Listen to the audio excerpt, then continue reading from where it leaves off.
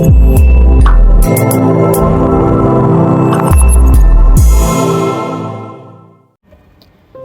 Friends, welcome to K drama కథలు. అందరూ ఎలా ఉన్నారండి? ఇవాళ మన ఛానల్లో ఎక్స్ప్లెయిన్ చేయబోతున్న కథ ద కిల్లింగ్ ఓట్ అనే కొరియన్ డ్రామాలో ఎపిసోడ్ నెంబర్ 4. నేను ఫస్ట్ 3 ఎపిసోడ్ ఎక్స్ప్లెనేషన్ లింక్స్ డిస్క్రిప్షన్లో పెట్టాను. అవి ముందు చూసి ఈ వీడియోని చూడండి, అప్పుడు మీకు స్టోరీ అర్థమవుతుంది. అలానే నా ఛానల్ని సబ్స్క్రైబ్ చేసుకుని ఈ వీడియోని లైక్ కొట్టి నాకు కమెంట్స్లో ఈ ఎపిసోడ్ ఎలా అనిపించిందో చెప్పండి. ఇంకా లేట్ చేయకుండా ఎక్స్ప్లెనేషన్ స్టార్ట్ చేద్దామా? ఎపిసోడ్ 4 స్టార్టింగ్లో మనకి 8 years బ్యాక్ జరిగిన ఫ్లాష్ బ్యాక్ చూపిస్తారు. అందులో మూచాన్ అండ్ చోయి ఒక క్రైమ్ సీన్ లొకేషన్కి వెళ్తారు. అక్కడ ఒక చిన్న పాప డెడ్ బాడీ దొరుకుతుంది. అంతలో అక్కడికి సోగ్జూ కూడా వస్తాడు. ఆ చనిపోయిన పాప సోగ్జూ వాళ్ళ డాటర్ నారా. అతను ఒక్కసారిగా కుప్పకూలిపోయి గట్టిగా ఏడుస్తాడు. మూచాన్ కూడా చాలా బాధపడుతూ ఏడుస్తాడు. నెక్స్ట్ సీన్లో సోగ్జూ వాళ్ళ ఇంట్లో ఆ చిన్న పాప వీడియోస్ చూస్తూ ఉంటాడు. మూచాన్ కూడా వచ్చి అతని పక్కనే కూర్చుని ఆ వీడియో చూస్తూ ఉంటాడనమాట. కొన్ని డేస్ తర్వాత ఊతక్ని ఎవిడెన్స్ సరిపోక రిలీజ్ చేసేస్తారు. ఊతక్ అంటే నారాని చంపిన అబ్బాయి.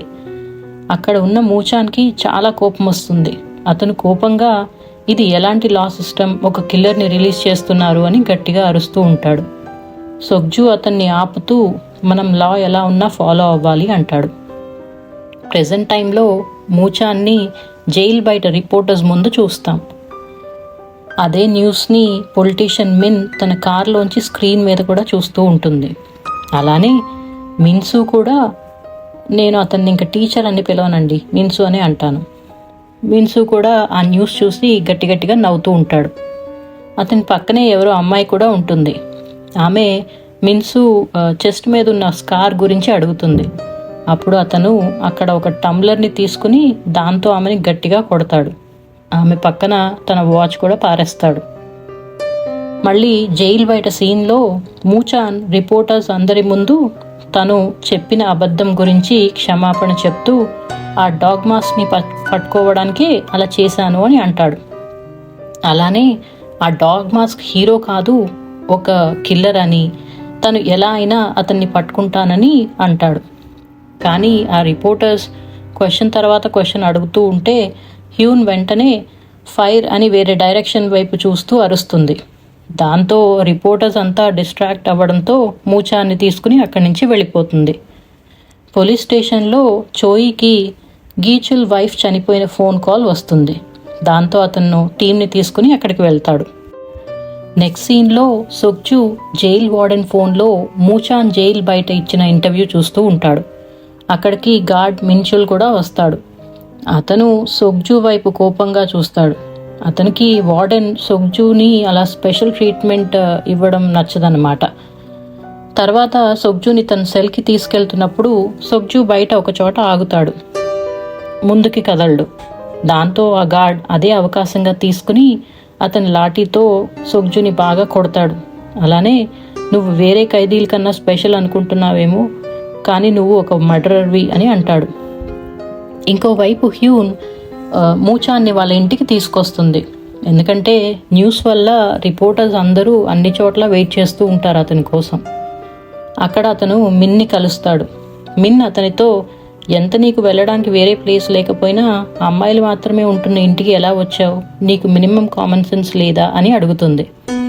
మూచాన్ కూడా కామన్ సెన్స్ గురించి మాట్లాడితే, నాకు టీనేజర్స్ ఒక ఆన్గోయింగ్ పోలీస్ ఇన్వెస్టిగేషన్ చేస్తున్న ప్లేస్కి ఎలా వచ్చారో అర్థం కావట్లేదు అని అంటాడు. వాళ్ళు ఇంకా ఆర్గ్యూ చేసుకునే ముందు హ్యూన్ అతనితో, ఆ డాగ్ మాస్క్ టెస్ట్ వీడియోలో దొరికిన క్లూస్ వాళ్లే అనలైజ్ చేశారు అని చెప్పి నేనే వాళ్ళని తీసుకొచ్చాను అని అంటుంది. మళ్ళీ వాళ్ళు సోగ్జూ వాళ్ళ ఇంట్లో అటాకర్ గురించి మాట్లాడుకుంటారు. అప్పుడు మిన్ వాళ్ళతో అతని దగ్గర ఫైర్ వర్క్స్ అతని బట్టల మీద ఫైర్ వర్క్స్ లాగా స్మెల్ వచ్చింది అని అంటుంది. అంటే దివాళీ మందులు కాలుస్తాం కదా, అట్లాంటి స్మెల్ అనమాట. మూచాన్ అది గన్ పౌడర్ అని గెస్ చేస్తాడు. అలానే అతను ఫైట్ చేసిన దాన్ని బట్టి ఆ అటాకర్కి మంచి మార్షల్ ఆర్ట్స్ స్కిల్స్ ఉన్నాయని అంటాడు. తర్వాత డాగ్ మాస్క్ రైట్ అని మిన్, రాంగ్ అని మూచాన్ ఆర్గ్యూ చేసుకుంటూ ఉంటారు. మిన్ అప్పుడు ఎవరైనా వాళ్ళ లవ్డ్ వన్స్ని మర్డర్ అవ్వడం చూసి ఆ కిల్లర్ ఫ్రీగా పనిష్మెంట్ లేకుండా తిరుగుతూ ఉంటే ఆ బాధ వాళ్ళకే తెలుస్తుంది అని అంటుంది. మూచాన్ ఆమెతో, ఒకవేళ నేను కూడా ఆ సిచ్యువేషన్ని ఫేస్ చేసి ఉంటే ఆ కిల్లర్ని చంపే రైట్ నాకు ఉంటుందా అని అడుగుతాడు. దాంతో ఆమె కోపం వచ్చి అక్కడి నుంచి వెళ్ళిపోతుంది. హ్యూన్ కూడా ఆమె వెనకాల వెళ్ళి ఆమెతో, ఎప్పుడూ అలా ఆనెస్ట్గా మాట్లాడకు, నిజంగా ట్రబుల్లో పడతావు అని చెప్పి జీహూన్తో కలిసి పోలీస్ స్టేషన్కి వచ్చి ఆ అటాకర్ గురించి స్టేట్మెంట్ ఇవ్వమని చెప్తుంది. తర్వాత హ్యూన్ మూచాన్కి డ్రింక్స్ ఆఫర్ చేస్తుంది. వాళ్ళు తాగుతున్నప్పుడు అతను ఆమె ఇయర్ వెనకాల ఉన్న స్కార్ని చూస్తాడు. ఆమె కూడా అతను చూశాడు అని, అది తను 20 years అప్పుడు కార్ యాక్సిడెంట్ వల్ల వచ్చిన స్కార్ అని చెప్పి, మా పేరెంట్స్ కూడా అదే కార్ యాక్సిడెంట్లో చనిపోయారు అని అంటుంది. ఆమె మూచాన్తో సొగ్జు అండ్ అతనికి మధ్య ఏం జరిగింది అని అడుగుతుంది. మనకి మళ్ళీ 8 years ముందు ఫ్లాష్ బ్యాక్ చూపిస్తారు. ఊతక్ని అరెస్ట్ చేసినప్పుడు చోయి మూచాన్తో, ఇప్పటిదాకా ఊతక్ మీద 5 సెక్షువల్ అసల్ట్ కేసెస్ ఉన్నాయని, కానీ అతను మైనర్ అండ్ ఇంటెలెక్చువల్లీ డిజేబుల్ అవ్వడంతో ఎప్పుడూ రిలీజ్ అయిపోతాడు లేదా ఆ విక్టిమ్స్తో సెటిల్మెంట్ చేసుకుంటాడు అని చెప్తాడు. అలానే ఊతక్ వాళ్ళ ఫాదర్ ఒక రిచ్ చైర్మన్కి డ్రైవర్గా పనిచేస్తున్నాడని, వాళ్ళ మదర్ కూడా అదే ఇంట్లో హౌస్ కీపర్లా పనిచేస్తుందని అంటాడు. ఆ చైర్మన్ వైఫ్ ఒక పొలిటీషియన్ అని కూడా చెప్తాడు. నెక్స్ట్ మనం ఊతక్ కేస్ ఫైనల్ డే ట్రయల్ చూస్తాం. అక్కడ ఊతక్ లాయర్ కోర్టుతో వాళ్ళు సబ్మిట్ చేసిన విక్టిమ్ ఆబ్జెక్ట్ DNA రిజల్ట్స్ వచ్చాయని, అందులో విక్టిమ్ అంటే నారావి తప్ప ఇంకెవ్వరి ఫింగర్ ప్రింట్స్ లేవు అని చెప్తాడు. ఆ ఆబ్జెక్ట్ విక్టిమ్కి పరిచయం ఉన్న ఒక డెలివరీ మ్యాన్కి విక్టిమ్ ఇంటి బయట దొరకడంతో అతనే రిపోర్ట్ చేశాడని చెప్తాడు. ఆ ఆబ్జెక్ట్ ఒక చిన్న ర్యాబిట్ బొమ్మ అండి. యాక్చువల్లీ అలాంటి సేమ్ బొమ్మని మూచాన్ ముందు కోర్టులో ఎవిడెన్స్ కింద సబ్మిట్ చేస్తాడు, ఎందుకంటే దాని మీద ఊతక్ ఫింగర్ ప్రింట్స్ ఉంటాయి.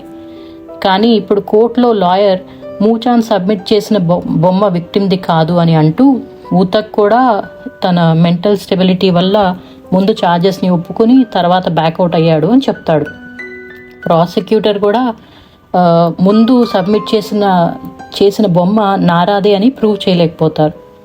దాంతో ఊతక్ని ఇన్నోసెంట్గా డిక్లేర్ చేస్తారు. అదే టైంలో కోర్టులో ఉన్న పొలిటీషియన్ మిన్ నవ్వుకుంటూ ఉంటుంది. తర్వాత మనం ఊతక్ వర్షంలో ఏదో స్నాక్ కొనుక్కుంటూ ఉంటాడు. అక్కడికి సొగ్జు వచ్చి అతన్ని తనతో పాటు తీసుకెళ్తాడు. ఇది మనం ఈ సిరీస్లో ఫస్ట్ ఎపిసోడ్లో చూసిన స్టార్టింగ్ సీన్. ప్రెజెంట్ టైంలో మూచాన్ ఫ్లాష్ బ్యాక్ అంతా హ్యూన్కి చెప్తూ తన వల్లే ఇదంతా జరిగిందని బ్లేమ్ చేసుకుంటూ ఉంటాడు. నెక్స్ట్ వాళ్ళు ఆ స్కూల్ ప్లేగ్రౌండ్ వీడియోని స్టూడెంట్స్ రికార్డ్ చేసి ఉంటారని, వాళ్ళని పట్టుకోవాలని అనుకుంటారు. అంతలో మూచాన్కి గీచల్ వైఫ్ డెత్ గురించి మెసేజ్ వస్తుంది. అతను అక్కడికి వెళ్ళాక ఆటోప్సీలో ఆమె చాలా స్ట్రగుల్ అవ్వడం వల్ల ఫోర్స్తో ఆమెని చంపారు అని తెలుస్తుంది. సో మూచాన్ వాళ్ళతో ఇది డాగ్ మాస్క్ పని కాదని, ఎందుకంటే సొగ్జు వాళ్ళ ఇంట్లో డాగ్ మాస్క్ అటాక్ చేసినప్పుడు అతను ఒక ట్రైన్డ్ మార్షల్ ఫైటర్లా అనిపించాడని, అతనైతే ఈ అమ్మాయిని నిమిషంలో చంపేసేవాడు అని అంటాడు. నెక్స్ట్ డే స్కూల్ సీన్ చూస్తాం. అందులో మిన్సు క్లాస్ రూమ్ విండోలోంచి కింద ఎక్సర్సైజ్ చేస్తున్న అమ్మాయిల వంక చూస్తూ ఉంటాడు. జీహూన్ కూడా అతను అమ్మాయిల్ని చూస్తాడు. తర్వాత మిన్సు కొట్టిన అమ్మాయి ఒక షాప్లోకి వచ్చి ఆ వాచ్ని అమ్మడానికి ట్రై చేస్తూ ఉంటుంది. అక్కడికి పొలిటీషియన్ మిన్ వచ్చి ఆమెను గట్టిగా కొట్టి షాప్ క్లోజ్ చేయమని చెప్తుంది. ఆ అమ్మాయి ఒక యాక్ట్రెస్ అని వాళ్ళ మాటలు బట్టి మనకు అర్థమవుతుంది. పొలిటీషియన్ మిన్ ఆ యాక్ట్రెస్కి మనీ ఇచ్చి అక్కడి నుంచి వెళ్తుంటే ఆమె ఆ వాచ్ ఇంకా ఎక్స్పెన్సివ్ అని అంటుంది. దాంతో పొలిటీషియన్ మిన్ వాళ్ళ సెక్రటరీకి ఒక సైగ చేసి అక్కడి నుంచి వెళ్ళిపోతుంది. తర్వాత సెక్రటరీ వచ్చి యాక్ట్రెస్ ఫేస్ మీద నైఫ్తో స్లాష్ చేస్తుంది, అంటే కట్స్ పెడుతుంది. ఇంకోవైపు స్కూల్లో కొంతమంది స్టూడెంట్స్ వేరే స్టూడెంట్స్ని బుల్లీ చేస్తూ ఉంటారు. వాళ్ళు డాగ్ మాస్క్ స్టైల్లో ఓటింగ్ పెట్టి వాళ్ళ అలా మనీ కలెక్ట్ చేయడం రాంగా రైటా అని హ్యాండ్ రైజ్ చేయమంటారు. అక్కడికి వచ్చిన మిన్ హ్యాండ్ రైజ్ చేసి ఆ బుల్లీస్ని అక్కడి నుంచి తీసుకెళ్తూ ఉంటే ఆ బుల్లీకి కోపం వచ్చి ఆమెను కొట్టబోతుంటే జీహూన్ అడ్డుగా వచ్చి తన చెయ్యి అడ్డు పెడతాడు. నెక్స్ట్ డే మన మూచాన్ని పోలీస్ స్టేషన్లో చూస్తాం. అతను అక్కడ అందరికీ క్షమాపణ చెప్పి తను డాగ్ మాస్క్ని పట్టుకోవడానికే అలా అబద్ధం చెప్పానని అంటాడు. తర్వాత వాళ్ళ టీం గీచుల్ వైఫ్ మర్డర్ గురించి డిస్కస్ చేస్తూ ఆ మర్డర్ డాగ్ మాస్క్ లా ప్రిటెండ్ చేసి ఉంటాడు, ఆ మర్డరర్ ఒక డాగ్ మాస్క్ లాగా ప్రిటెండ్ చేసి ఉంటాడు అని అనుకుంటారు. వాళ్ళు గీచుల్ ఫ్యూనరల్ CCTV ఫుటేజ్ చూసినప్పుడు అక్కడ గీచుల్ని డ్రాప్ చేసిన టాక్సీ డ్రైవర్ ఉన్నాడు కదా, అతను కనిపిస్తాడు. ఆ టాక్సీ డ్రైవర్ పేరు డోంగ్యూ. హ్యూన్కి అప్పుడు మిన్ హాస్పిటల్లో ఉన్నట్టు కాల్ వస్తుంది. దాంతో ఆమె వెంటనే అక్కడి నుంచి వెళ్ళిపోతుంది. ఇంకోవైపు అదే హాస్పిటల్లో ఒక డాక్టర్ అన్కాన్షియస్గా ఉన్న ఫీమేల్ పేషెంట్ దగ్గరికి వచ్చి ఇన్అప్రోప్రియేట్గా పిక్స్ తీయడం ట్రై చేస్తూ ఉంటాడు. మిన్ కూడా అది చూస్తుంది, కానీ ఆ డాక్టర్ ఆమె చూసింది అని ఫోన్ కాల్ వచ్చినట్టు ప్రిటెండ్ చేస్తూ అక్కడి నుంచి వెళ్ళిపోతాడు. మిన్ అతని వెనకాల వెళ్ళబోతే జీహూన్ ఆమెను ఆపి ఎవిడెన్స్ లేకుండా నువ్వు ఏమీ చేయలేవని అంటాడు. హ్యూన్ అక్కడికి వచ్చాక మిన్సు ఆమెను కలిసి తను మిన్ వాళ్ళ టీచర్ని అని ఇంట్రడ్యూస్ చేసుకుని ఆమెకి జరిగిన విషయం అంతా చెప్తాడు. అదే హాస్పిటల్లో డాక్టర్గా చేస్తున్న జీహూన్ గ్రాండ్ మదర్ని కూడా పరిచయం చేస్తాడు. జీహూన్ వాళ్ళ గ్రాండ్ మదర్కి అండ్ జీహూన్కి ఇద్దరికి సారీ చెప్పి మిన్ని అక్కడి నుంచి తీసుకెళ్ళిపోతుంది. ఇంకోవైపు ప్రిజన్లో చుల్మిన్ జైల్ వార్డెన్కి నంబర్ 1 ఫ్యాన్ అనే పేరుతో సుగ్జుకి వచ్చిన లెటర్స్ ఉంటాయి కదా, అవి చూపిస్తాడు. అలానే అతన్ని జైలు నుంచి పంపించేయమని చెప్తాడు. నెక్స్ట్ సీన్లో హ్యూన్ రిపోర్టర్ దోహీని కలవడానికి వస్తుంది. వాళ్ళ మాటలు బట్టి వాళ్ళకి ముందే పరిచయం ఉందని అర్థమవుతుంది. రిపోర్టర్ దోహీనే హ్యూన్ని విజిల్ బ్లోవర్ కింద ఎక్స్పోజ్ చేసిందనమాట. హ్యూన్ ఆమెని డాగ్ మాస్క్ కాంటాక్ట్ నీ దగ్గర ఉందని విన్నాను, నాకు ఇవ్వు అని అడుగుతుంది. కానీ రిపోర్టర్ను దోహీ మాత్రం నాకేమీ తెలియదు దాని గురించి అంటుంది. హ్యూన్కి కోపం వచ్చి దోహీని అసల్ట్ చేస్తూ ఆ స్కూల్ ప్లేగ్రౌండ్ వీడియో నువ్వే డాగ్ మాస్క్కి పంపావు కదా అని అడుగుతుంది. నిజం చెప్పకపోతే నీ కంపెనీ సర్వర్ని హ్యాక్ చేసి కనుక్కుంటాను అని బెదిరించి వెళ్ళిపోతుంది. హ్యూన్ వెళ్ళాక దోహీ తన ఈమెయిల్కి వచ్చిన స్కూల్ ప్లేగ్రౌండ్ వీడియోని డిలీట్ చేసేస్తుంది. ఇంకోవైపు చుల్మిన్ మూచాన్ని కలవడం చూస్తాం. అతను మూచాన్కి లెటర్స్ చూపిస్తూ అవి సొగ్జుకి నెంబర్ 1 ఫ్యాన్ అనే పర్సన్ నుంచి చాలా ఇయర్స్గా వస్తున్నాయని చెప్తాడు. ఆ లెటర్స్ కావాలంటే మనీ ఇవ్వమని అంటాడు. మూచాన్ అతని వెంటనే పోస్టల్ లా వైలేషన్స్ కింద అరెస్ట్ చేస్తాడు. దాంతో చుల్మిన్ మీకు ఇవ్వడానికే ఆ లెటర్స్ తీసుకొచ్చాను అని అంటాడు. ఆ లెటర్స్ తీసుకుని మూచాన్ పోలీస్ స్టేషన్కి వెళ్తాడు. అక్కడ అందరూ వెళ్ళిపోయినా హ్యూన్ ఇంకా పనిచేస్తూ ఉంటుంది. హ్యూన్కి ఆ లెటర్స్ ఇచ్చి వాటిని అనలైజ్ చేయమని అడుగుతాడు. ఆమె అందులో ఒక లెటర్ని ఫోటో తీసి కీవర్డ్స్తో అనలైజ్ చేయడం స్టార్ట్ చేస్తుంది. అనలైజ్ చేశాక ఆ లెటర్స్ అన్నీ డిఫరెంట్ ప్లేసెస్ నుంచి వచ్చాయని చెప్తుంది. అలానే ఆ లెటర్స్ పంపింది డాగ్ మాస్క్ అని గట్టిగా నమ్మకంగా చెప్తుంది. ఎందుకంటే ఆ ఫస్ట్ 2 విక్టిమ్స్ని చంపిన స్టైల్ గురించి ఇండైరెక్ట్గా వాటిల్లో మెన్షన్ చేసి ఉంది అని అంటుంది. అలానే ఆ లెటర్స్లో కొన్ని మిడిల్ పేజెస్ లేవు అని చెప్తుంది. మూచాన్ అప్పుడు ఆమెతో సుగ్జునే కావాలని ఆ మిడిల్ పేజెస్ తీసేసి ఉంటాడు, అతనికి మన నుంచి డెఫినెట్గా ఏదో కావాలి అని అంటాడు. నెక్స్ట్ డే ప్రిజన్ సెక్యూరిటీ రూమ్లో మూచాన్ జైల్ వార్డెన్ ద్వారా సుగ్జుకి ఆస్తమా ఉందని, సో అతన్ని ఒక డాక్టర్ రెగ్యులర్గా చెక్ చేయడానికి వస్తారు అని తెలుసుకుంటాడు. మూచాన్ ఆ వార్డెన్ని బయటికి వెళ్ళమని హ్యూన్ సొగ్జుతో కలవడం అక్కడ ఉన్న కంప్యూటర్స్లోంచి చూస్తూ ఉంటాడు. హ్యూన్ సొగ్జు వాళ్ళ ఇంటి నుంచి తీసుకొచ్చిన ఒక రికార్డ్ ప్లే చేస్తుంది. అది విని అతను మ్యూజిక్ ఎంజాయ్ చేస్తూ థ్యాంక్ యూ అని చెప్తాడు. ఆమె అతనితో ఆ లెటర్స్లో మ్యాటర్ గురించి డిస్కస్ చేస్తూ ఆ మిస్సింగ్ పేజెస్లో టార్గెట్ నేమ్స్ ఉన్నాయా అని అడుగుతుంది. అతను టార్గెట్ నేమ్స్ లేవు కానీ న్యూస్ స్టోరీస్ ఉన్నాయి, వాటి ద్వారా నెక్స్ట్ టార్గెట్ని కనుక్కోవచ్చు అని అంటాడు. ఆమె ఆ మిస్సింగ్ పేజెస్ ఎక్కడ ఉన్నాయి అని అంటే అతను తన హెడ్ వైపుగా చూపిస్తూ సైగ చేస్తాడు. ఫైనల్గా సొగ్జు కెమెరా వంక చూసి మూచాన్, నీకు నా నుంచి ఇన్ఫర్మేషన్ కావాలంటే నన్ను ఇక్కడి నుంచి బయటికి తీసుకెళ్ళు, ఇది ఒక అఫీషియల్ ప్రపోజల్ అని అంటాడు. హ్యూన్తో కూడా నాకు స్పెషల్ పార్డన్ ఇచ్చినప్పుడు మాత్రమే నేను మీ ఇన్వెస్టిగేషన్లో హెల్ప్ చేస్తాను అని చెప్తాడు. నెక్స్ట్ సీన్లో మనం సొగ్జు జైలు నుంచి బయటికి రావడం చూస్తాం. మనకి హ్యూన్ అండ్ సొగ్జు మాట్లాడుకున్నప్పుడు కొన్ని ఫ్లాషెస్ చూపిస్తారు.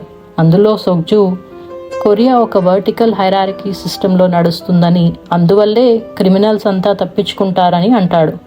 అలానే ఆ dog mask next target military వాళ్ళకి రిలేటెడ్ అని ఇండైరెక్ట్గా చెప్తాడు. ప్రెజెంట్ టైంలో అతను ప్రిజన్ నుంచి బయటికి వచ్చి సైడ్కి చూస్తే హ్యూన్ అక్కడ ఉంటుంది. అంతేనండి, దాంతో 4th ఎపిసోడ్ కంప్లీట్ అయింది.